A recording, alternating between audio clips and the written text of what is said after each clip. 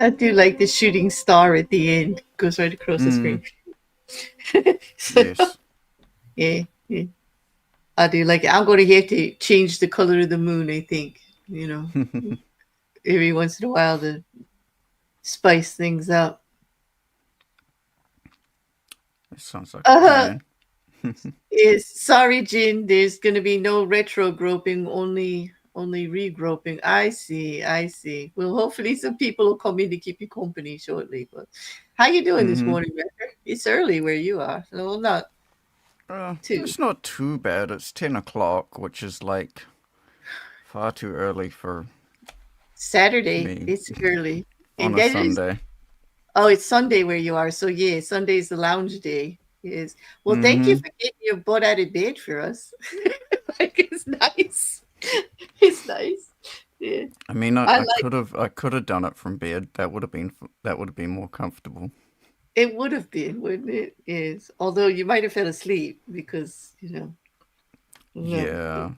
If you're like me, if I lay back, like I could doze out because of my chronic bad sleeping habits. Like if even if I get like real comfortable to watch something, if I lean back too much, I could fall out. No matter how interested I'm in, my body just goes Yep. takes me with it. But well, I'm looking forward to this chapter. This is a good one. Like I've been taking them one step at a time, and this one was really, really good. Well, and we've won our fight with YouTube again this week. We'll see if we can wrestle them again. We can wrestle them again with this one. Round three. Round three. Here we go. Here we go. Pay attention, YouTube. There's going to be nothing really terrible except for like this little part here in the beginning, which is just a true story, which opens up chapter 3 talking about. I mean, we know that 50 Cent had a terrible life. I mean, not terrible, but a A hard challenging, life.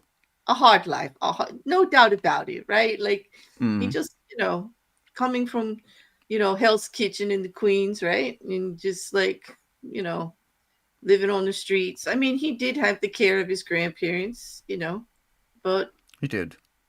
there was a lot of kids there. They were poor. He felt stressed, but he took to the hood life, which is, and the thing And is, he is made the that best of it. he did, and I just, he even tells the hard stories, the ugly stories. He tells them with such honesty. In like, he doesn't try to glorify it. He's not saying. I want to make that perfectly clear. Whenever I read anything he wrote about any of this or when he gives the interviews, he's not saying do it that way. He's saying that's the choices that he had and that's the choice that he made. And he's not he's not saying that that's what anybody should do. He's just talking about overcoming adversity, you know what I mean? Like Mm. overcoming the challenges and how we're stronger than we think. Exactly. I kind of admire him for that. He's taken a really a hard luck story and turning it into something else. And what's the start of this chapter? Turning shit into sugar. Pretty much. So on that, It's he the name of the uses chapter, actually. it is right. Yeah. Hmm. So on that, he uses a particular part of his story as an example here that I think you know much more about than I Mm. do. Being you loving rap in general and it being based all around that, really, actually. Yep. In hip hop. Yeah. I'll Do you want to probably reference the book quite a bit because it goes puts it into very well. detail? And it goes But into big detail, yeah. So mm, go ahead. but basically, for a bit over a year, 50 had been working on, I believe it was his debut album, Mm-hmm. called Power of the Dollar. And when it was pretty much ready to be released, and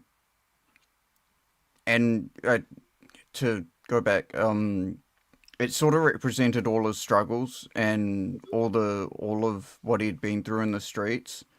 Um, but unfortunately, a few weeks before the release, a hired assassin decided to ventilate 50 I Cent um, and love that word. Swiss cheese him, That's a nice way to which, put it. Yeah, it's a nice way to mm, put it. His past came knocking on the door because yep, remember, he like from the previous chapters, 50 had decided that, you know, what he was doing in the hood was a short-term remedy for what he really wanted, and it wasn't really going to make his life better. He was either going to have to give up everything or he's going to be dead. So he turned to the music industry. And this was back in what you're talking about is like 2000, right? This yep, is like a few 2000, years spring into of the 2000. struggle. And his deal was with, he had a big deal with Columbia Records, right? It wasn't no small Mm-hmm. thing. Like he was going Oh to be yeah, the up and coming, and it was about to drop. And then, and his then old life, his this is old an life said example. hi.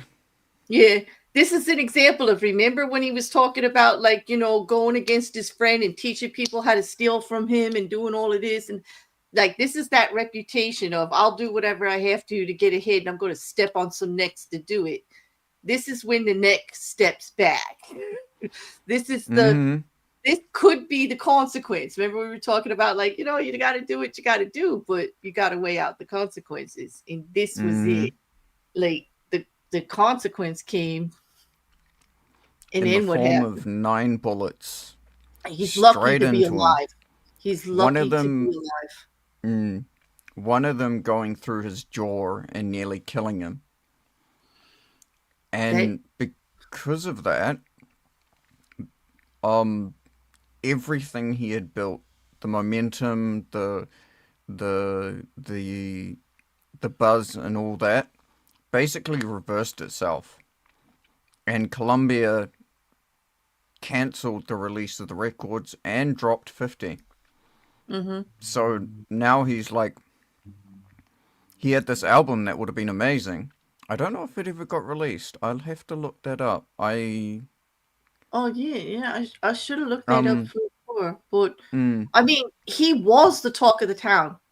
Like mm, everybody was excited about this drop. Like it was all through the industry, and now everybody was talking about him still, but for the opposite. It was more like, you can't go anywhere near him. This is bad. Like yep, he's because trouble. there was way too Yeah. much violence associated Maybe, with him.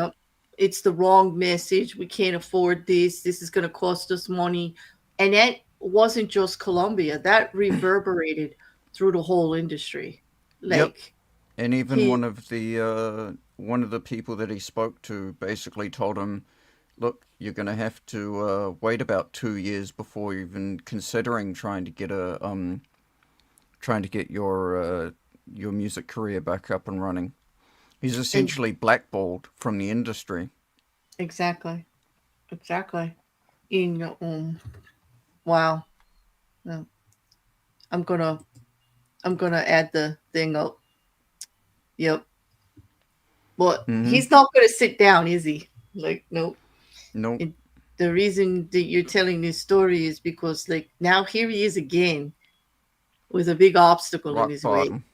right? Rock bottom, his jaw affected, uh, right? He's not even going to be able to do his craft Bullet. the Yep. way he Bullet did. fragments in his tongue. So he talks different. He's going to rap different. He's got no Mm-hmm. contract with the record company. He's got no resources. He's obviously got medical bills. He can't go anywhere or do anything. He says what? He's laying on his grandparents' couch, healing, thinking about, oh my gosh, like, how do I turn this around? But that's the key right there. He's thinking, Yep. how do I turn this around? Like, that's what he always does. Like, he's like, wait, no, you don't got me yet. Like, I'm breathing. Like, I'm still going for it. I have to. It's amazing the way he His does that. lungs He's are full laying. of air. His Yeah, heart's pumping blood, and his yep. brain's ticking over. He says, I walk funny now, and I don't talk the same, and I don't rap the same, but I'm here. Like, it's me. I'm here. It's just a different me, altered. but still him, Mm-hmm. you know. Hey Beck, thanks for joining us. I Yeah. gotta sit here. But so then he comes up with a plan, right? You wanna tell them about the plan? Yep. Um. So basically, because of all that happened, he instead of getting depressed about it because like he lost his record deal and all this other crazy stuff happening, Mm-hmm. he realized that he could actually use it to his advantage because now he's got street cred. Now he's got 9 bullet holes in him. Now he's really saying and really living what he was talking about.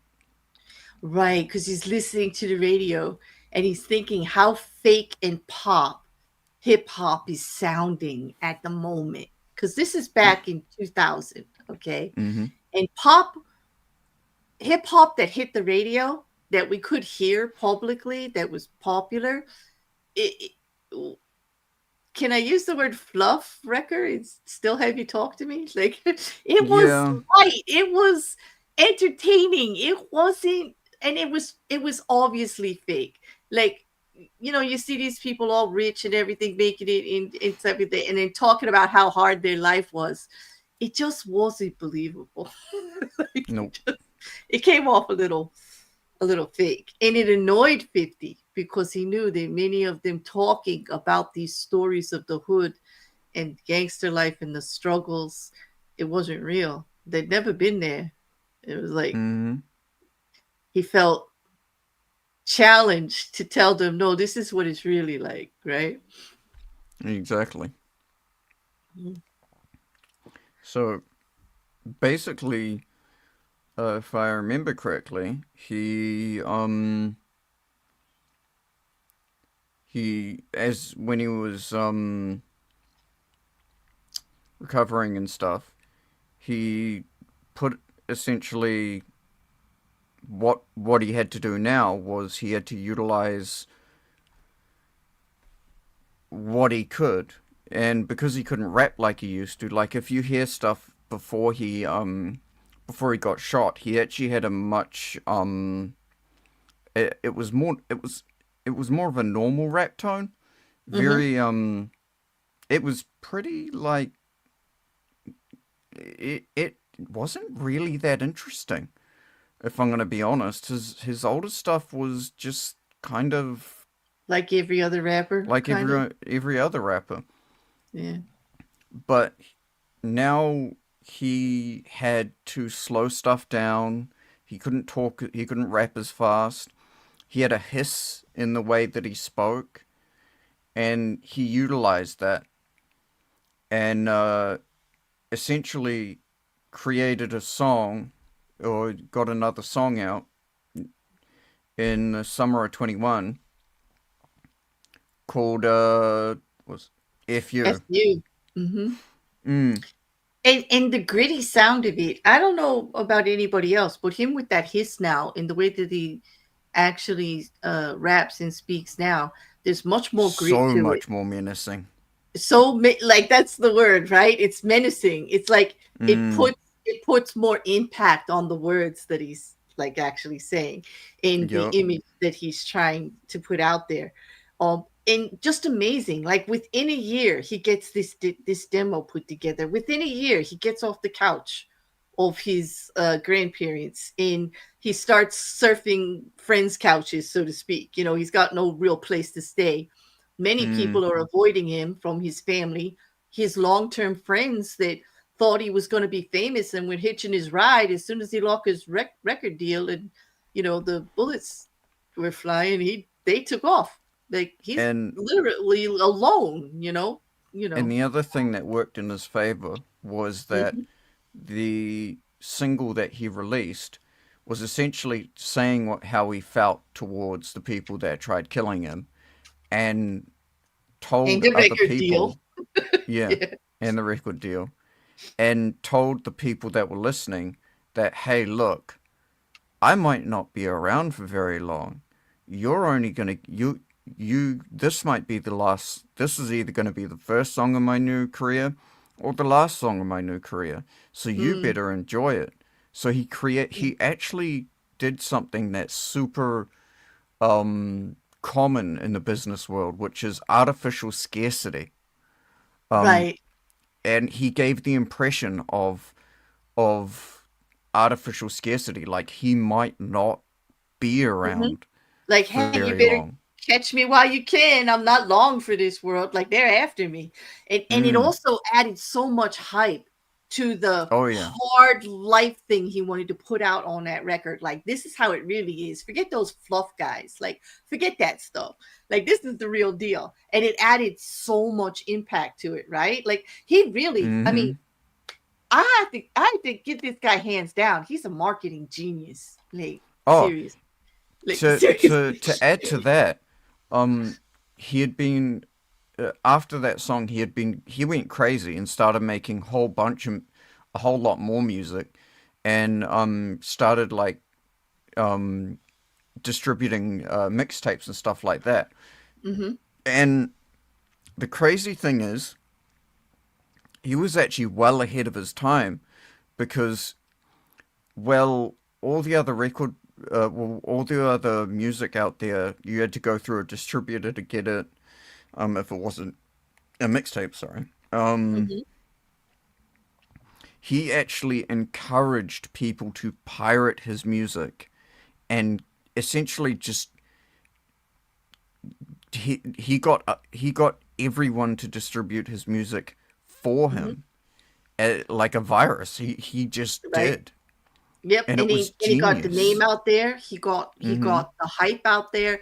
He got the name. It wasn't about the money at first because of course he wants to be successful, but he Mm-hmm. knew that just letting everybody know that he was still out there and to ride that wave of like you never know when I'm not going to be here anymore. Like riding this whole this is the real deal. This is real gangster life. This is real hood. This is real rap. Mm. This is the foundation. Like let's go back to the foundation of rap. Like forget that pop stuff you're listening to. Let me tell you what it's really like. And he's Mm-hmm. riding that brilliantly. Brilliant. It had to be scary for him too, but it shows the What point about he opportunity, right? And yeah. and adversity, how Mm. adversity, obstacles, and conquering fear. Just Yep. imagine every day not knowing if there's going to be another bullet aimed at you, and this one just might do the trick. Just knowing that that's out there, just knowing whatever you do, it could be the last thing that you do. Talk It about essentially heightened created a senses. huge mystique around him Oh yeah, and for and him, fueled rumors about like who he is. mhm, why do they hate him so much? And how Mm. about like also just for himself, how it motivated him? Mm-hmm. Creativity. Instead of like, here's the message, like through the whole book, conquering the fear. Instead of going, all right, well, I can't go and perform. I can't stand on a stage. I can't go try to get a record deal. I can't get out there and be like a prominent face. How do I do it behind the scenes, and still be able to do it? Like he creatively thought of another path to get everything out there without Mm. him being front and center. Like you said, he used everybody else to do it. He let everybody else do it for him. Yep. And that just shows you how like trying to overcome the fear and obstacles, how it sparks your brain when you take that control Exactly. back and you say, nope, it's what I make it. It's not, yeah, it is what it is. Accept like what chapter one, chapter two, the realism of the situation, accept what it is. And then chapter three, let's turn it to our advantage. Yeah, that's the Exactly. way it is. And it stinks. I lost my record deal. I got shot, but I'm alive and I want this music thing. So let's get to it. And just the fact that he kept writing and he developed a new style around it, which worked better for him. Crafted Mm-hmm. the image. And one of his mixtapes essentially got in the hands of Eminem, Mm-hmm. who was like, "This is it. This is the future. We need to sign him."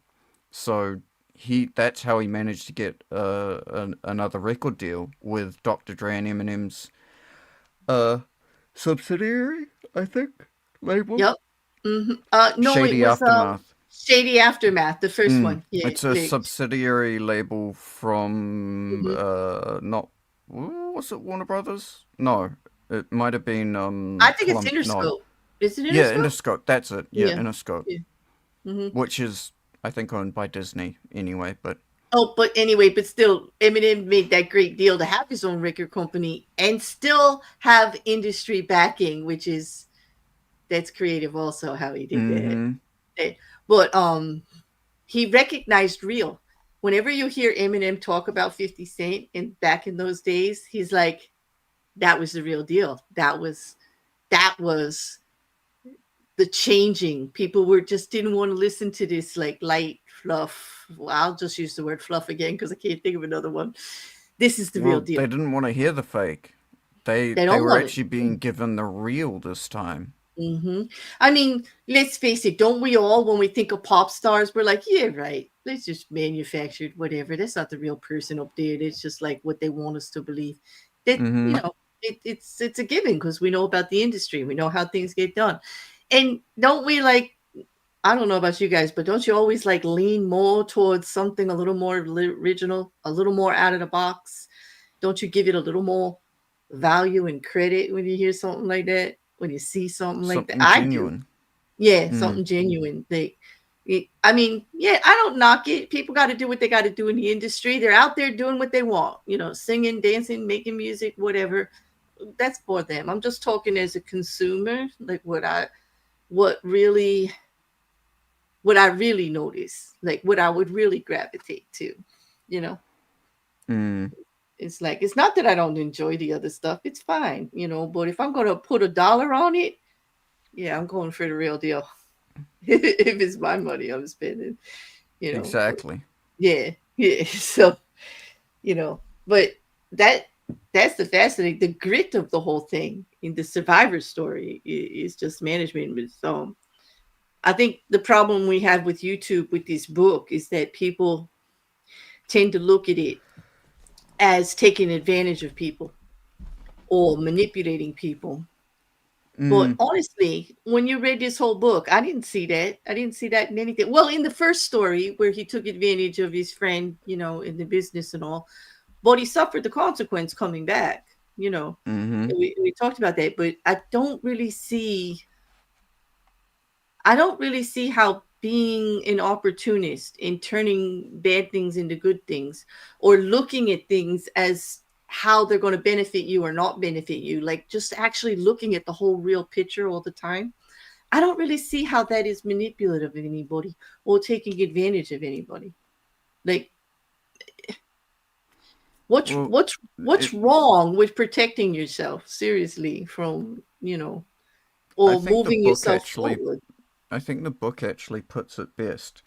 Whenever we hear, I'm paraphrasing here, but whenever we hear about someone who's less fortunate being an opportunist, Hmm. we tend to look at them like, they're kind of scummy and and just trying to um, cheat everyone out of their out of their own hard-earned Hmm. cash to get their own way to the top.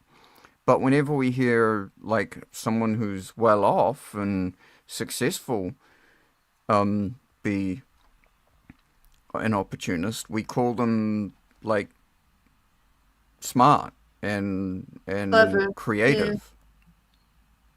Mm.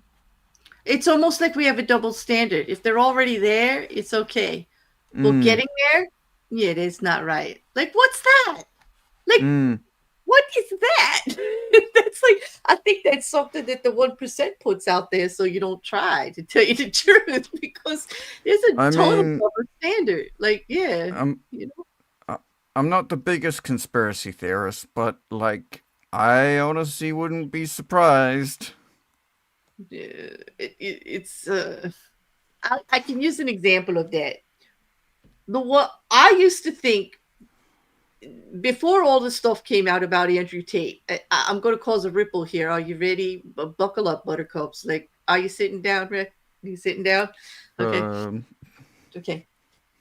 Everybody knows I've done tons of content on Andrew Tate. over at the Shills, on my own channel, on anybody that wanted to talk about it. And I talk about how damaging this person is.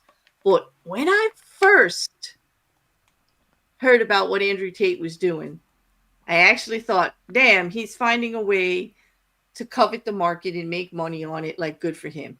I didn't really see the damaging part of it, at all. I thought, well, he's making the money. I can't hate him for selling something that people want to buy, because obviously they were buying it, right? Mm-hmm. Obviously they were. Like, this is before I knew about illegal activity. Look, when he was running OnlyFans accounts, I'm like, hey, found a way to be a pimp in the modern online industry. Like, what can I say? He's making his money. What can I tell you? You know, Exactly. like, I wasn't really that upset about it until I heard one thing.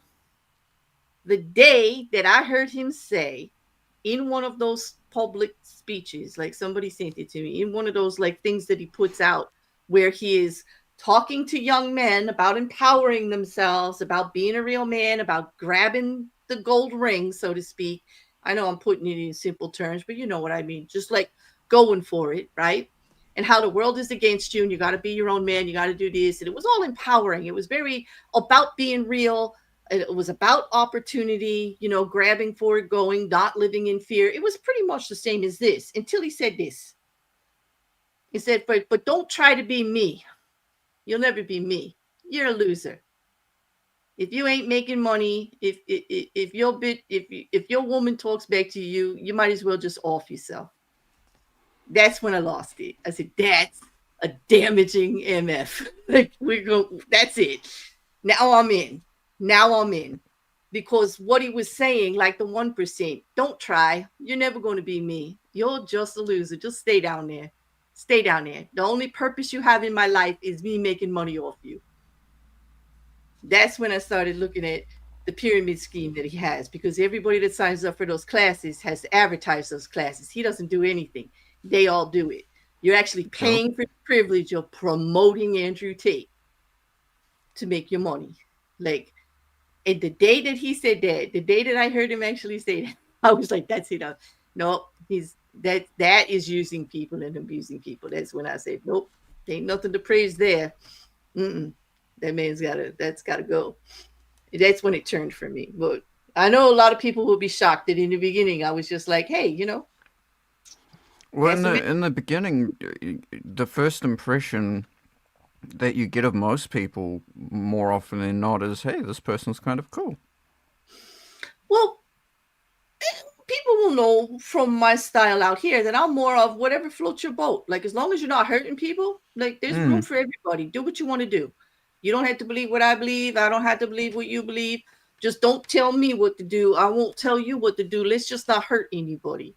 And that's basically my philosophy about everything. It's simple. It's very, very simple.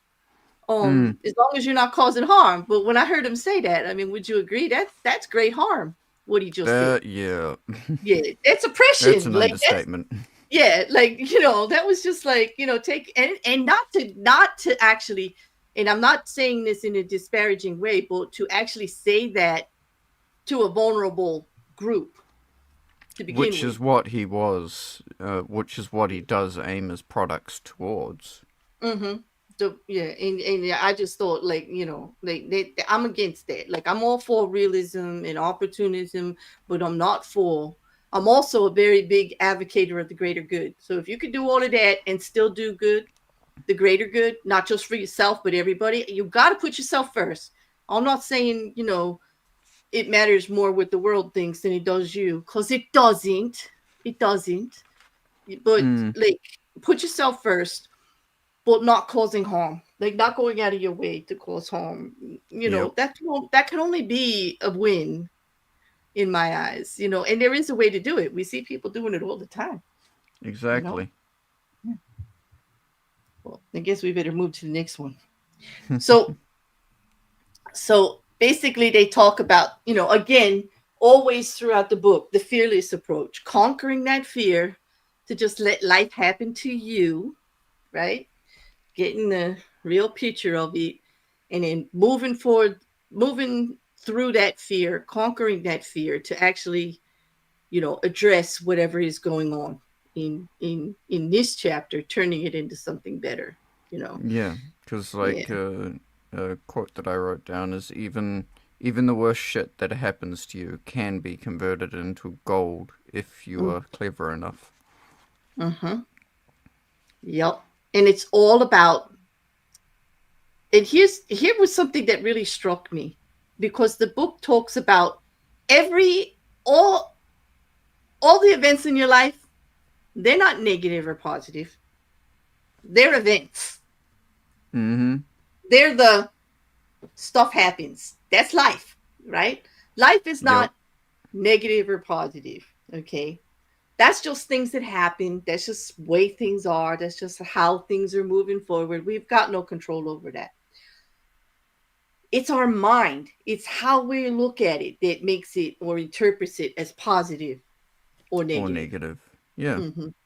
So again, the book will emphasize you've got control. You know, like that saying, attitude is everything. So pick a good one. Like the one my Mm-hmm. nan said. It's kind of like that. It's like the way you mentally frame how you are looking at something and dealing with something makes it negative or positive. And it could be a Mm-hmm. blessing or a curse, like whatever you do with it. But even something negative can be turned into a blessing so you can move forward. Exactly. It's like, I like the words that they said, like they said in the book, and I wrote it down. It's like mental alchemy. It's like you're the great wizard of your own thoughts. You're the great wizard of the events of life that happen to you in life, and Mm-hmm. you actually have the power through science, philosophy, and psychiatry, and mental aptitude to actually turn them into something else, to make them like it looks really, really bad, but this is what you can do to make it good for you. And in the end, make it a positive and make it something really good for you. Now, Yeah. I know people are going to be out there, and I can see the messages already. Yeah. uh Fair, that's ridiculous. I didn't cause my illness. I didn't cause so and so to pass away. I didn't cause myself to be left alone. I'm not saying that those things are good that happened. I'm saying that in them, in dealing with them, in addressing with them, in seeing them for what they really are, you can find strength in yourself to turn them into something to move you forward that's good. Well, uh, another thing I wrote down is our minds possess powers we have not even begun to tap into, and that kind of follow tracks nicely Mhm. because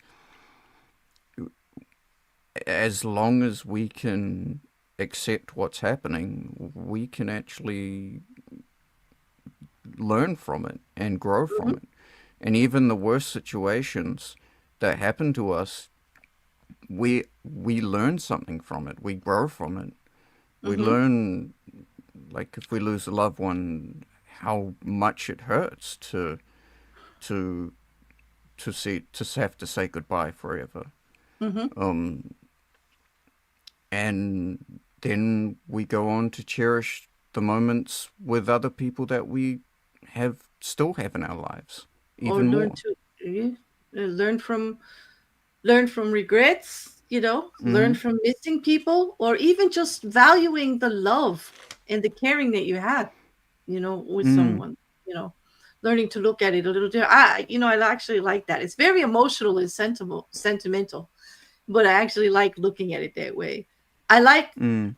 looking at it like, we could have said something simple like, when you lose a job, everybody thinks that's the end of the world until you walk into the next job and you're making like more money, or you're happier, or you met the love of your life, or a business partner, or learned a new skill. you Mm. know like these bad things that happen to us don't have to totally be negative.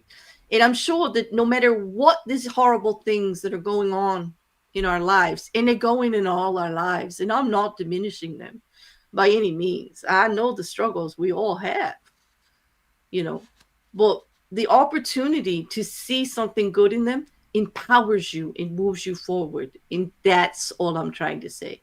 It takes what it takes for you to get there. I'm not saying people can snap a finger and get there. That would be unrealistic, right? And I you wouldn't want that. You wouldn't want it to be that Mm-mm. easy, because if it's that easy, just like the last in our last stream, things that are easy to come are easier to go. Mm-hmm. Why would Exactly. you want? Yeah, Yep. And the easy acquirement never lasts. It nope. doesn't last. It's like a lot of people will say, it happened so fast, and I was all up in it and everything, and then it just vanished. And I'm like, was it real? Then you get that perception of, was it actually real? Were you actually dealing with the reality of the situation? Did you actually see it for what it was? And it's Mm. usually with these things that come and go so quickly, how they If you ever are. want a good example of like what happens when stuff comes that easy, look at all of the stories about people who win the lottery and how their lives go from like apparently go from really good to just the worst. It just they end up in absolute They chaos. are. The They're like. amount of times Mhm. I've seen stories of people who win big money and then become drug addicts or gambling addicts, or they like lose all their money in some other way. Mhm. Um, it's it's a very good example of why you don't want something to come easy, why you don't want something to just sort of happen. Mhm. It's I nice when it does, Oh, sure, and if you everybody can thinks take about it. advantage of it, then absolutely. If you're someone who can actually have that good thing happen to you and actually keep it good, Mhm. that's a good. That's uh, A bless I've a bl completely forgotten the word. It's the opposite. It works in Yeah, your favor. it does. It would actually be like a positive attribute, but Exception to the different rule. things. It's an exception to the Exactly. rule. Right, but you would But have to work at it, right? You'd have to see the it's real situation, the dangers of it. Yes, adulting, it, right? Like, it yeah. yeah, yeah. It But you have to and it's recognize it for what it is, all the perils and everything that come with yeah. it. Yeah. And it's an Mm. exception to the rule for a reason. Like, it is uncommon. The most common thing is for stuff to go absolutely haywire when good things Mhm. happen that easy. And that's where the first two chapters would come in, like seeing it for what it is, the realism of the situation. It is a windfall that just felt on you, and if you're not prepared and you don't take action, like to take other steps and do things, like it's going to vanish, like really pretty quickly. You got to see the Mm-hmm. opportunity in it, like investment or securities or lock stuff up, or get yourself, like, just looking at the whole situation, just to make Mm-hmm. sure. Because I mean, like, just think about that. Winning the lottery, everybody in the world comes at you, right? Like, Mm-hmm.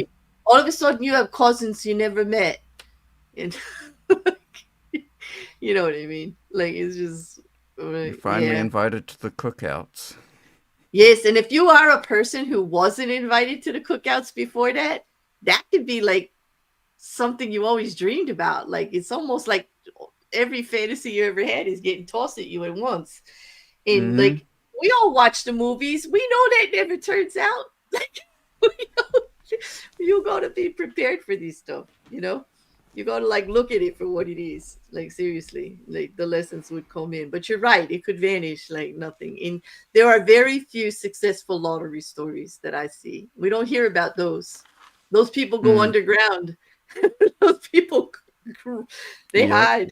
Yes, those people hide. We hear about all the other ones, the bad ones, though. But yeah, so basically, the book's gonna move on. Like, they have great stories in here about George Washington and just turning your mindset around.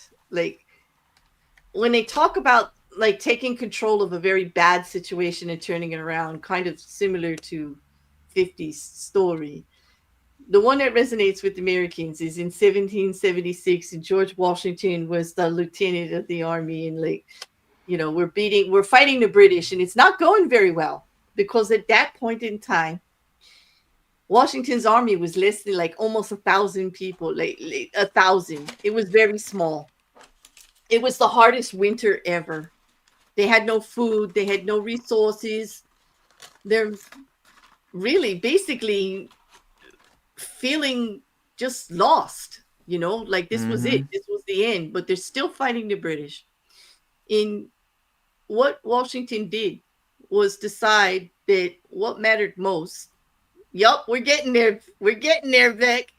And what matters most was the morale, the uphill climb, that Mm-hmm. that could carry them through, that it was his job to keep at it. And he took the opposite. Everybody said, quit. Let's just hunker down till winter's over and we'll start over again. Now, Washington knew that that would give the British a strong hold, that they would just build up more of their forces, and that we would have an even harder uphill climb because we would look like we're losing for a whole year. Like the fight wasn't really a fight, but they believed in it so strongly. He says, no, that can't be the way. So he decides to move them forward. And he decides that, well, the army's small enough. The British aren't even going to see us coming. They went from they went from stronghold to stronghold of the British's and attacked them and won. Like in places that were even double, triple size of the armed forces. And then they got to the Battle of Valley Forge. The British were not ready because here we Yep. were, morally motivated soldiers with nothing to lose, And and they because won. you guys had such small forces, you're able to move much more swiftly. And that Yep. that's another thing is take stock of what you have. Take Mm-hmm. stock of like what you have, even what little you might have can put you and does put you into an advantage over people who have a lot It, in it, some ways. mm-hmm. Exactly. Obviously, it's not perfect, but Mm-hmm. it there is always a way to use what you have to improve what your circumstances are. Mm-hmm.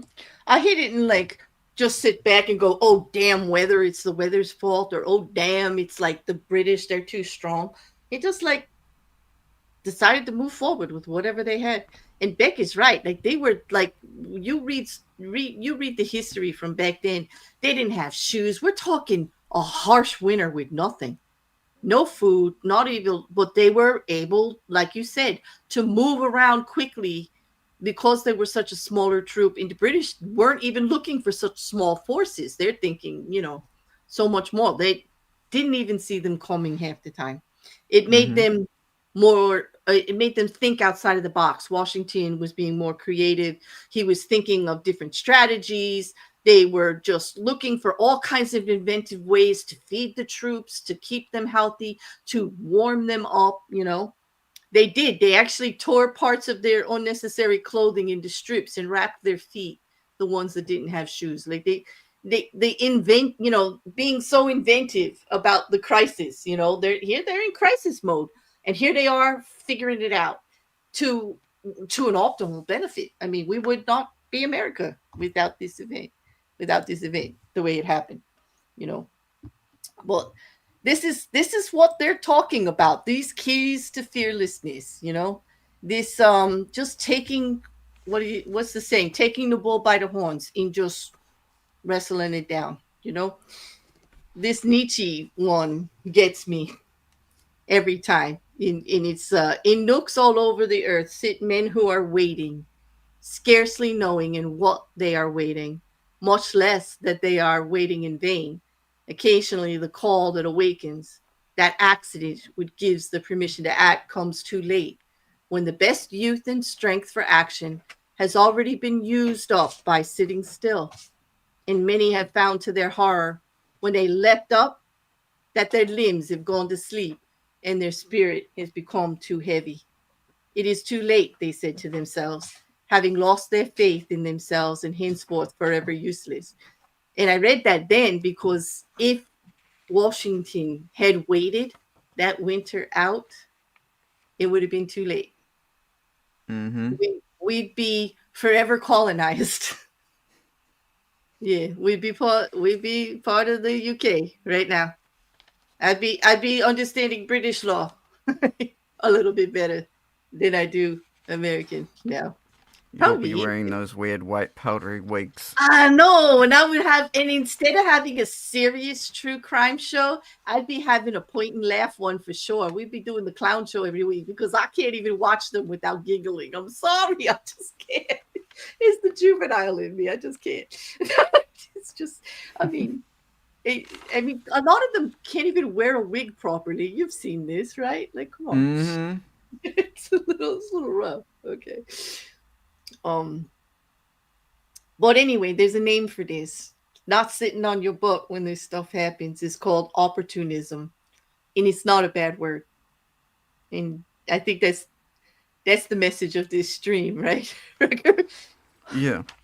Opportunism is not a bad word. It is not a bad thing to be labeled. It is not a bad thing to do. It's not, because all it means is when you're a true opportunist, you don't need the crisis to get yourself into movement. You don't need something as serious as the as 1776. You are in that mode all the time. You require yourself to be alert and inventive and to look at things in a different way. You require yourself to judge everything by the good and the bad of it is for your situation and what you want to put forward. What is good in it for you? What is bad in it for you? Oh, how can I use this to move myself forward to my own goals? Right? Mm. Yeah. And of course, they're going to try to break it down for us into 4 rules to follow to do that because that's not easy to Mm-hmm. do, you know? You know? And I think a good thing to remember about being an opportunist is that and I wrote this down is a true opportunist does not require urgent stressful circumstances to become inventive or an alert. Yep. And they do it like every day, like Mm-hmm. it's comes natural to them. Yeah. And it and that's not easy to do right away because Nope. I think society in just like life in general lately and over the years, at least in my experience, kind of pushes us the opposite way. Kind of Yeah. wants us to just accept things the way that they are and not really push that envelope or look for the alternative outside the box. Kind of like they want us always to go the status quo, but it's easier to manage. But so it isn't that easy. You gotta really want to do it, and you gotta see the benefit in it for yourself. Well, I think a lot of the stories of our great accomplished men and women here in the United States and all over the world in history, they did. They Mm. they either always acted this way or they took a crisis and then did something monumental with it, you know. Just Exactly. and it's also like what level do you actually call something a crisis? So like I mean, come on, like running out of milk, you know, in the morning, like that could be an issue, but it's not really a crisis. It's an opportunity to think Or egg outside the box. crisis. Yeah. Or our egg crisis. Yeah, true. Like that's a little tougher because like, you think about it, eggs are used in like so many things, like so many things. Yeah.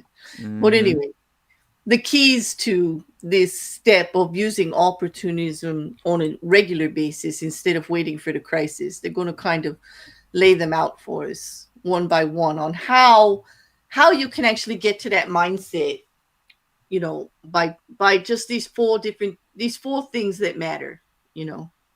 Hmm. The first one being make the most of what you have.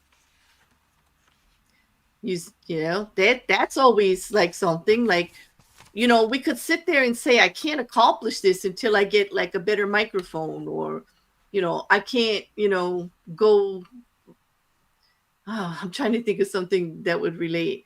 Like just the delay because you don't have something, you know? Um, when I think about this one, selfishly, I think of, something very simple that happened to me with my hobby. If I waited to come out on YouTube to talk to people until I had like a big computer and knew everything about like, streaming, or I learned OBS, which I still didn't learn. I still didn't learn. I used it, but I don't know it, right, Record? I don't know nothing about Mm, OBS. I use it, but by the grace of other people, I use it.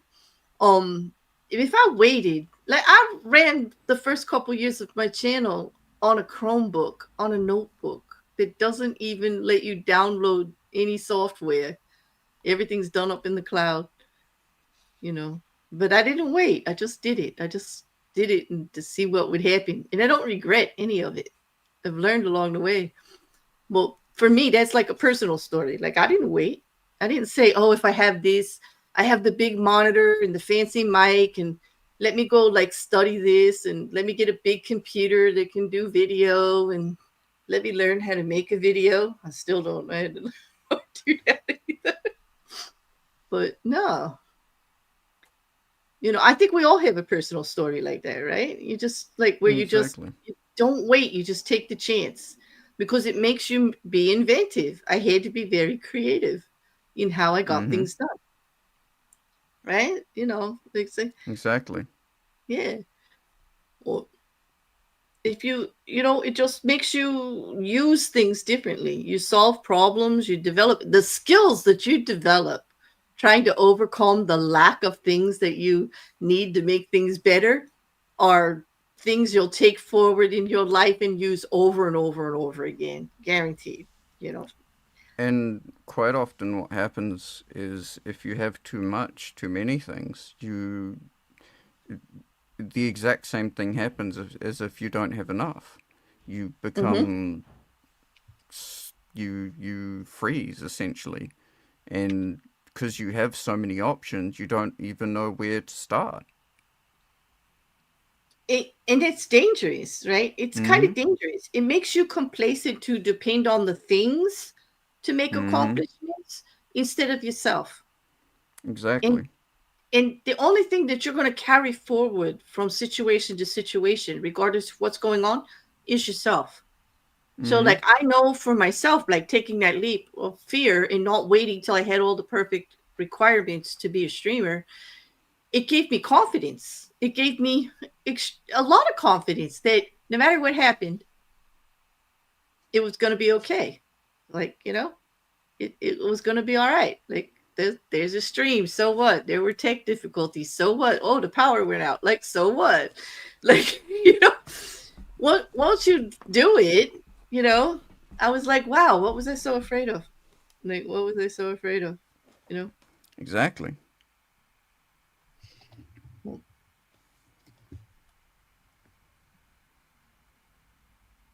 I'm trying to think for the making the most of what you have. The story that they use in the book of Joe Louis, the fighter, right? And Mm. Joe Louis was a really good fighter, but he came after Jackie Robinson. And Jackie Robinson, also a very, very good fighter and everything. And these were the first really prominent black fighters that we had, professionally. And Jackie Robinson took so much heat against people with people just saying that, just being, well, they'll just call it, just being outright racist about the whole thing, not like really judging his skill. No matter what he did, there was a lot of pushback, this, that, and the other thing. He tried to be personable. He tried to win over the crowds. He tried to do this. He tried to do that. Nothing worked. Like nothing worked. And so then when Joe Louis was coming up, this is what he sees, right? Record. This is what he sees. Mm-hmm. How people are just not going for it. That he's going to be judged no matter what, because of not because of his fighting skills, not for what he does in the ring. That there's always going to be this instead of what he's actually doing in the ring. So he came out differently. No emotion whatsoever. Never cracked a smile, never looked angry, You never knew what the man was thinking. He was stoic, so to speak, and came out and terrorized his opponents because, like, just to look at an immovable force like that. But they weren't able to put on that angry black man thing. They weren't able to say, "Oh, look, he's like an animal." Like, these were horrible things said about Robinson. Horrible things, you know. And he didn't want that. But they weren't able to do that if you're not doing anything like that. And then eventually he's just judged based on his fighting, just based on how he fought. So he used it to his advantage. He saw the situation and he tried not to feed into it. He did the best he could to turn it for him. But that's what did he have? He didn't have anything to work with. He didn't have a reputation that he could put out there. He didn't have a big PR company or anything like that. He just had himself. And what he chose to do is to use what he had by keeping himself out of the ring. So even though they would say things that pissed him off, he never reacted. They never saw him angry. They never saw him happy. They never saw him anything but like stone. And it worked for him. When I read that, it kind of stuck with me. Like, that was like, because he really had nothing to go with. Nothing. Exactly.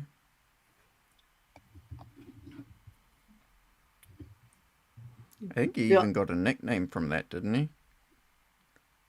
I can't remember what it was, so I I can't. think I it's in the can't. book. Is it? Oh, I can't even remember what it was, but I think you're right. Some fight enthusiastic person will remember. But Mm. is it Stone Cold Joe? Like, when I'm thinking of Stone Cold Steve Austin, who also did the same thing, like with that kind of, thing. Yep. You know. Oh, and it wasn't Jackie Robinson. It was Jack Johnson. I'm sorry, I got the wrong fighter. So please, YouTube, you can correct me. Send the DMs if you need to, but I'll correct myself right here. I misspoke. It's not Robinson. It's Johnson. Oh, oh, oh! Wait till you hear what the nickname is. I just found it. It's perfect. Oh, It's actually perfect. The embalmer. that's it, the embalmer. Yeah, I was it was thinking like, something like yep. the coroner, and I was Yeah, like, no, that's not it. yeah, yep, something like that, right? The embalmer, yep.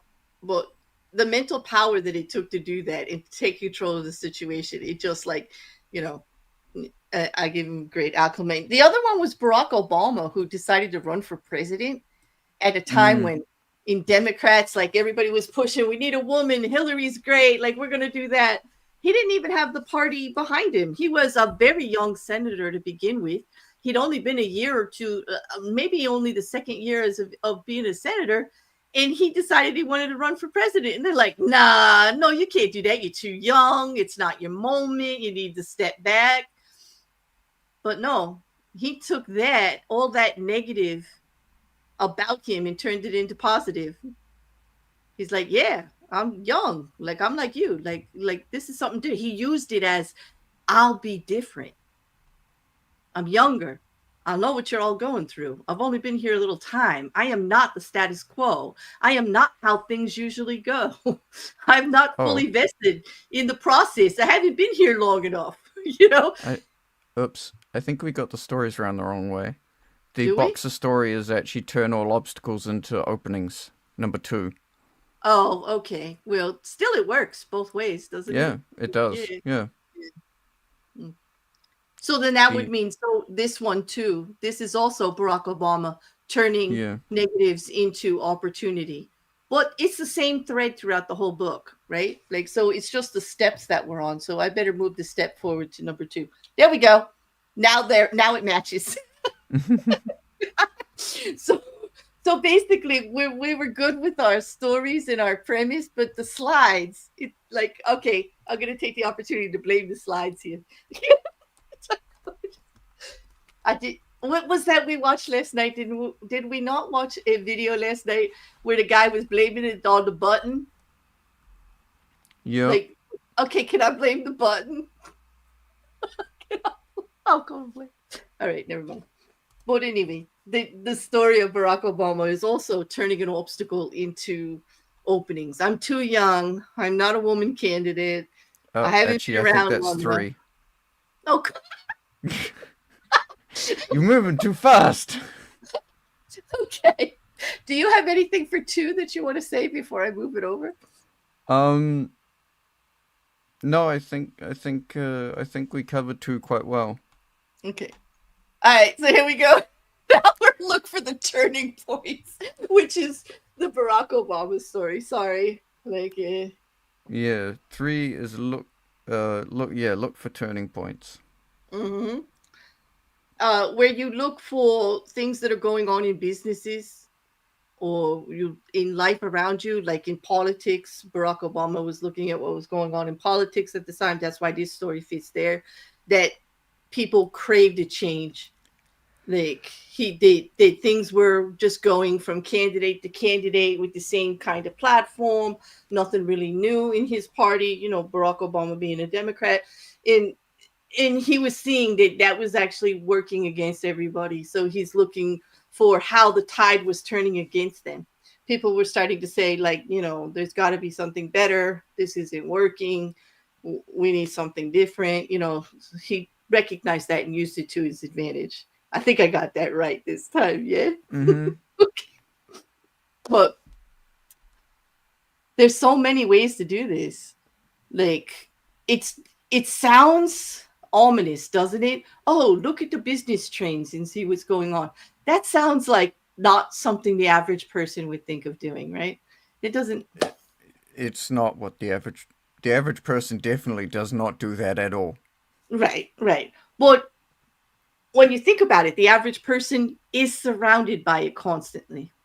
Mm-hmm. Nowadays, like with media and the online presence and social interactions that we do, we're all on different platforms. We are saturated with the media and stuff like that. So even Yeah. without consciously paying attention to it, we're absorbing all of this. We know what the trends are, we know what's popular, we know what everybody's talking about, right? Mm-hmm. I mean, if something comes up and you say, "Yeah, I heard a little bit about that," or "I think I saw something on that," right? Yeah. So to turn it, all you have to do is focus on what's already there to see what kind of value it has for changing things in the future for you. Like what kind of Mm. opportunity is there? Do you get a notion that things might be going another way with something? Or do you think you come up with a different idea on how to do something fresher, fix something, recreate something, just enhance it, like make it like little smaller. Yeah, I know, Gene. Exactly. Like, we don't want to really follow the business trends nowadays because you're going to lose your ass. Exactly. Mm-hmm. But I do want to show what one company, like, it's a company, it's not a person, it's not an individual. So, but it is relatable to this part.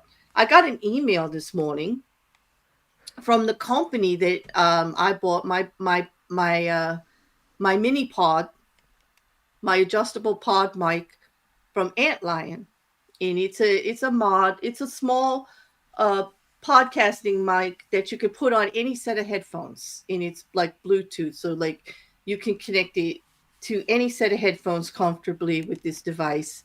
And for me, it was great because I could move around and I wasn't wired in.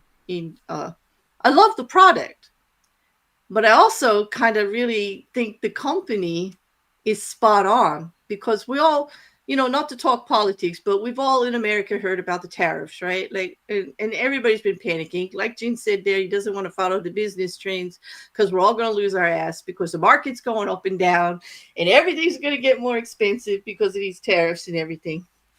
But the reason that Ant Lion sent me the email is to tell me that only in the United States, not in the UK or Canada, where they also sell products, but only in the United States would there be a price increase effective immediately on all their products. And I'm like, damn, that was quick. Because to me, knowing a little bit about business, I know everything on their shelves right now has not incurred the tariff increase. It didn't cost them anything more to make what's on their shelf right now that they'll be selling at this new increase in price because the tariffs are out there. Okay. Before they even have to buy the parts at the tariff prices, they'll be selling stuff at a greater profit to help incur the loss or the costs of getting in those parts. So basically, they're not going to lose any money because they're going to set the price at what it's going to cost them to make this product in the future with the tariffs, but they'll be selling all their older stock that's on the shelves at the increased price to get a little nest egg to pay for those costs. You're not going to lose a dime. Mm. So they hear people talking about tariffs and they got into action. How can we protect ourselves, move forward, make this good for us? They did it. They did it like right away. It was like it's a simple example of business, but to me, I was like, damn, that was fast. Yeah, that was really fast. And that might not relate to the average person on how to look for a turning point. I'm trying to think of a much simpler example for just like everyday life, even, or at your job or anything. I know you had one at your job record when you went from one position to another. Yeah. I when I went from fitting and turning to fiberglassing. And that was because of stuff that was going on inside the company with people leaving and all and moving Mm-hmm. around. And there was opportunity there. So, Yep. and just keeping your ear, like listening to what was going on before they actually even announced it, you knew what was going on. Like, just Yeah, something like exactly. that. Yeah, a situation like that where you're just gathering information, looking at what's going on, facing the reality of situations, something like that. It happens with all of us every day, whether in our job, even in our personal lives. Yep. You could apply this for the turning points, but still, I don't want to make it like it's something too hard to accomplish by using business references for people. They just what happened today. I just happened to get that email. You know, Mm. yeah. Exactly. Like, cause we all do see the trends. Like we all, whether we concentrate them or not, like they hit us in the face, right? Yep. Mm. Well, I think it's One the way or last. another. Yeah, I think it's the last part that we really have to recognize is that Mm. there is just the way of life, right? That the younger generation is always going to push against how the older Yes. generation does anything. And that's the cycle of life. That should happen. That's what keeps things fresh and working and things creative.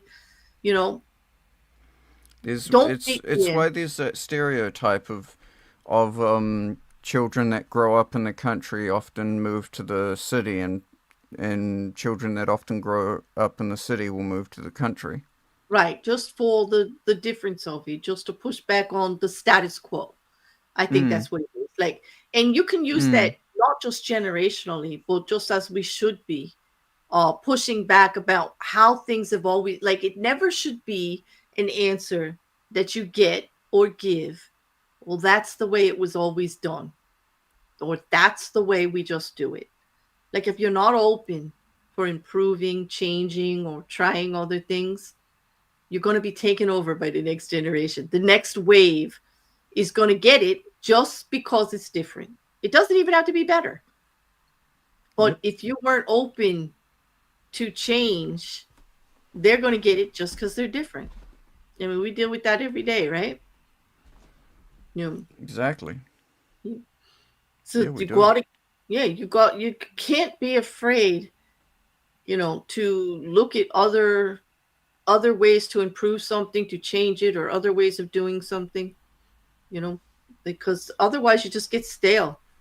You just get stuck in a rut. And yeah, And it's working. that actually is a perfect segue to the last part as well. For number Which, 4. yep, which is actually the Obama one. It wasn't 3 or 2. It was actually 4. Okay, I all right. I'm outed. I just love Barack Obama's story. I just anytime I get to talk about Barack Obama and what he did for our country, I'm there. Sorry, not sorry. Okay, I was a little too anxious. Yeah. So move before you are ready, Mm-hmm. and that's it. Like don't like the saying, if it ain't broke, don't fix it. That's not necessarily true. Like you have to keep moving it. You have to keep looking at things, right? And this is Sometimes you have to break something that's fixed to make it and better. yeah, and this the move before you are ready always also goes with my laptop story. Like I didn't wait. Like I wasn't ready. If I waited until I felt perfectly comfortable with everything, um, I mean, how long did you wait for me to plug in the computer you sent me? Like A if I month, live. I think, Yeah, at yeah, least. right. Maybe And it would 2. and if I waited until I was completely ready, it would still be in the box. I'm telling you right now, because I was scared to death of all the responsibility of having to learn all these new programs and all this stuff. And I felt like so much pressure. Like if I had actually didn't just go for it, it would still be in the box because like I know it sounds silly, but really I was worried about not being able to do anything with it, you know, and letting people down. It was a lot. Well, yep, just bit the bullet one day and plugged it all in. But you got to move before you're ready because it's going to make you more alert. It's going to make you more creative. It's throwing obstacles in your path on purpose to challenge you so that you stay on your toes, so that you keep at your best and you keep looking for different ways to do it. Like, because if you, like the other one said, if you don't move before you're ready, you risk the chance of it being too late, Yep. of actually missing it. And I could tell you, regret is the worst thing in the world. I would rather fail at something than never try. Because Absolutely. if you don't try, you've already failed. You've let yourself down. You've let like you haven't even tried. That's fail. Or at least if I try and I fail, I'm going to learn something from it, hopefully. I'm going to be in situations where something good might come out of it, even if it isn't what I thought it should be. There's definitely going to be something there, you know. You'll It's, always learn you'll always learn more from your mistakes than you will from your successes. mhm. At This is least true. that's what I've always thought. Yeah, it is because we remember them. Like kind of, our successes are great and they mean a lot, but we do have a tendency to focus on when we aren't successful more, right? That kind of like really gets us more. I've seen a story about someone who remembered their mistakes, and this is actually very common in the art world. Um, it was about a a claymation artist who worked on The Nightmare Before Christmas, Oh, and it was the scene where Jack Skellington made it to Christmas. Was it uh-huh. Christmasville or something? Christmas Land. Right. In the car or something. He was in the car or something like that. But this guy vividly remembers and is absolutely like gutted that in one frame of of the movie he forgot to turn the lights on the car. So for 1/25th of a second, there's no light on. It's And imperceivable, absolutely 100% imperceivable by anyone, by the average person, hmm, and even above average people. But this follows him and has followed him for the past 30 plus years. wow.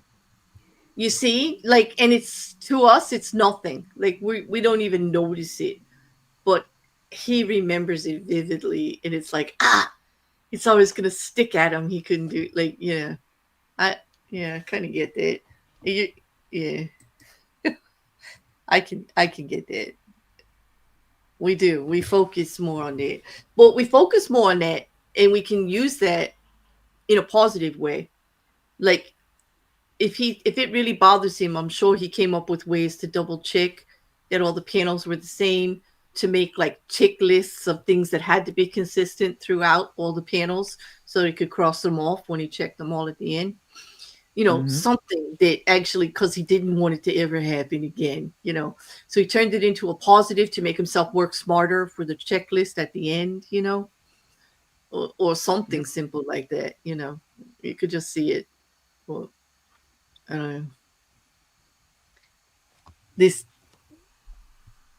I like the bottom part of this because it actually works really well with the George Washington story, in how Napoleon, one of the best generals like in history, like they say he's one of the most amazing generals, the way he thought and the way he kept his troops moving, the same as Washington. But Napoleon said that the morale is to the physical as 3 to 1, meaning the motivation and energy levels you or your army bring to the encounter have 3 times as much weight as your physical resources. Kind of like it doesn't really matter what you have, it's how, your attitude and how you're using it, like, or how you approach it, your morale. Like with Washington, just building them up that they could, and the actual winning battle by battle in the dead of night, moving them forward to become a bigger, tougher, like force against the British. You know, the Alps Mm-hmm. story with Napoleon, when he said to his troops, "For our army, there are no Alps." In other words, it doesn't exist. It's an obstacle that we refuse to recognize. We're going through. We're going through anyway, because they were told they couldn't, and how hard it would be because of the winter, and that they should just wait. You know, um, morale is how you look at things, right? How you, the weight that you put on them, positive Mm-hmm. versus negative, right? Mm-hmm. Yeah, it's a good. Anything else you want to go over for number 4? Um, no, I think that pretty covers that pretty much covers number 4 quite well.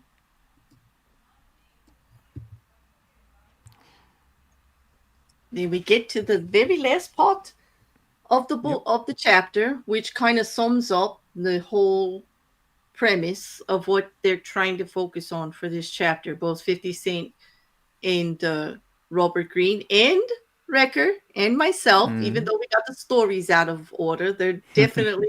You know what is remarkable about those stories, though, if you think about it? Did they not fit all 4 mm, all the they way? did. Mm, And yeah, so that's what I have to give the authors, 50 Cent and Robert Greene, a little nod that way. When they make references to these stories, they fit the whole theme the whole way, and they actually encumber chapter 1 and chapter 2 into it and keep flowing with the same, like, building of the message, even though they're mm. taking it into little parts. And on that point, I just want to read his final chapter to you on reversal of perspective, because this is the important part, is to think about it in a different way. In modern usage, opportunist is generally a derogatory term that refers to people who will do anything for themselves. They have no core values beyond promoting their own needs. They contribute nothing to society. This, however, is a misreading of the phenomenon and stems from an age old elitism that wants to see opportunities kept as privileges for a powerful few. Those from the bottom who dare to promote themselves in any way are seen as Machiavellian, while those already on the top who practice the same strategies are merely smart and resourceful. Such judgments are a reflection of fear. Opportunism is, in fact, a great art that is studied and practiced by many ancient cultures. The greatest ancient Greek hero of them all, Odysseus, was a supreme opportunist. In every dangerous moment in his life, he exploited some weakness his enemies left open to trick them and turn the tables. The Greeks venerated him as the one who mastered life's shifting circumstances. In their value system, rigid, ideological people who cannot adapt, who miss all opportunities, are the ones who deserve our scorn because they inhibit progress. Opportunism comes with a belief system that is eminently positive and powerful, one known to the Stoic philosophers of ancient Rome as amor fati, or love of fate. In this philosophy, every event is seen as a fated to occur. When you complain and rail against circumstances, you fall out of balance with the natural state of things. You wish things were different. What you must do instead is accept the fact that all events occur for a reason and that it is within your capacity to see this reason as positive. Marcus Aurelius compared this to a fire that consumes everything in its path. All circumstances become consumed in your mental heat and converted into opportunities. A man or woman who believes this cannot be hurt by anything or anyone.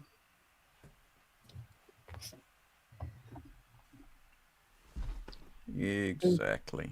That just puts it all. And then, of course, they're going to end with a Machiavelli. uh, uh, do you want to read Thankfully, a that? little less woman Yeah. beating in this one.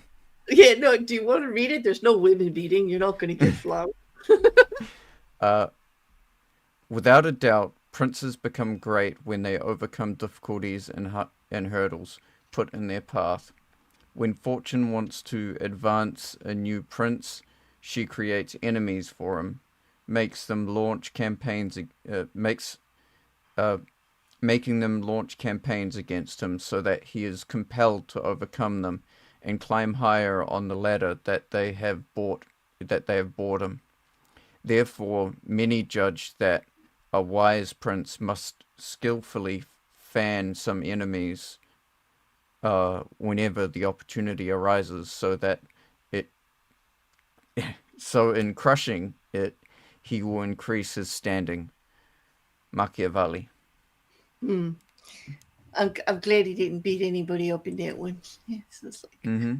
and it seems odd, right, to take like some of these sayings from people that have a negative connotation towards Machiavelli or even Nietzsche in some aspects. And yet, in this book, Robert Greene and 50 Cent actually put the positive spin on it and they go, wait, what? No, like maybe if you take it and you look at it this way, it actually works for you. I'm loving that about this book, actually. Hey, Mm. Jared, it's good to see you. And I agree with you. That's not really wrong. You have to make the most of the situation that you're in. And that those that come out on top are usually deserving of it. Exactly. But I do agree with them that there is a popular notion and a hypocrisy against those that come from the bottom up that way or those that are already there and how we look at it, you know. Yep. Too much of a good thing is no longer a good thing. You got it. You got it.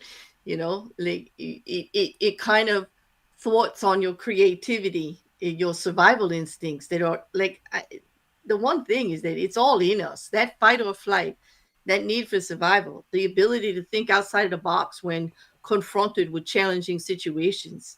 That's ingrained in us, hardcore, hardcore. You just have to tap into it. And the trick is, from what, if I get the message right, the Green and 50 are trying to lay down for us here, is the trick is don't wait for the hardship to happen. Tap into it regularly when you're looking to accomplish your goals or setting your path for yourself. Don't wait for the hardship or the obstacle. Try to tap into it regularly. Get familiar with it. Live in it a little bit more. In a way, if you are actually the one to um, create the hardship, you have more control over it. That's what he was saying. Yeah, don't Yeah, wait. Yeah, don't don't wait, wait. because Yeah, more often than not, the hardship that comes if you wait is something that you're not even going to be prepared for. right. Mm. That's like me with, don't I say that all the time? Like some of you will, Rick, I know Wrecker will. I always like wait for the other shoe to drop. I'm like always like, that's good, that's great, but wait for that other Hope shoe to drop. hope Yeah, for the best, but prepare for the worst. exactly, exactly. I hear that. It's nice of you to stop by, AT2, but I think we did it again. We wrapped up this time really good, like 2 minutes before an hour 30. Like, yay.